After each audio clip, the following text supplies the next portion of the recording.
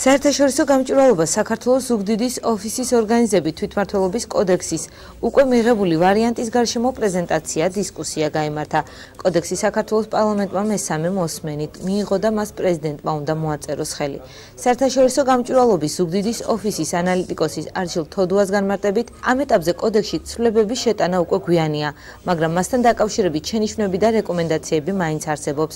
შენიშვნების ძირითადი ნაწილი პირდაპირ წესით არჩეული მერისა და გამგებლისთვის უნდობლობის გამოცხადების საკითხს და სოფლის დონეზე ადგილობრივი თვითმმართველობის განხორციელებას ეხება.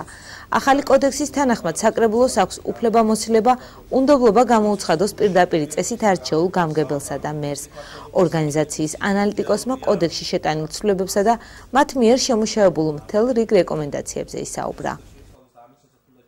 ჩვენი შენიშვნების ძირითადი ნაწილი მაინც ეხება მერის პირდაპირ წესით არჩეული მერისა და გამგებლისათვის უნდობლობის გამოცხადების საკითხს, რომელიც მიუხედავად არაერთი შენიშვნისა არ იქნა შეცვლილი და დღეს უკვე საკრებულოს აქვს ახალი სისტემით უფლება, რომ ყოველგვარი საფუძვლის გარეშე გამოუცხადოს უნდობლობა პირდაპირ წესით არჩეულ გამგებელსა და მერს.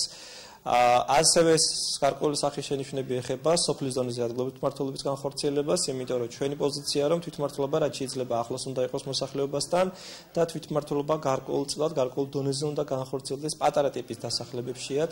შეხვედრას ადგილობრივი თვითმმართველობისა და მედიის წარმომადგენლები ესწრებოდნენ. ზუგდიდის გამგებლის მოადგილის მოვალეობის შემსრულებელი მერაბ ქვარაი აღნიშნავს, რომ ადგილობრივი თვითმმართველობის კოდექსის მიმართ ინტერესი დღითი დღე იზრდება და ის ქვეყნის განვითარების ახალ საფეხურს წარმოადგენს. ზუგდიდის საკრებულოს აპარატის უფროსი თეიმურაზ ბასილაია მიიჩნევს, რომ კოდექსში ბევრი რამ ბუნდოვანია და გარკვევა საჭიროებს.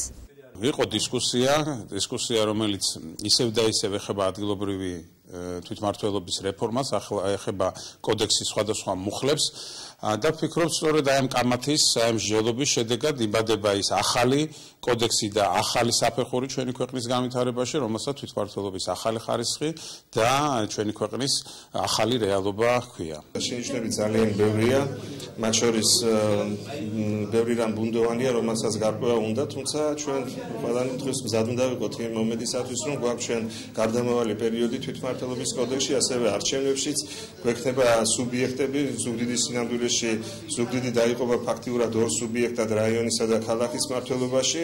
მთავარია ჩვენი მიზანია, რომ მაქსიმალურად შევძლოთ, რომ ამ კოდექსს მოვერგოთ. დღევანდელი შეხვედრა 2 საათი გაგრძელდა. შეხვედრის მონაწილეებმა აქტუალურ საკითხებზე მსგავსი დისკუსიების აუცილებლობაზეც ისაუბრეს.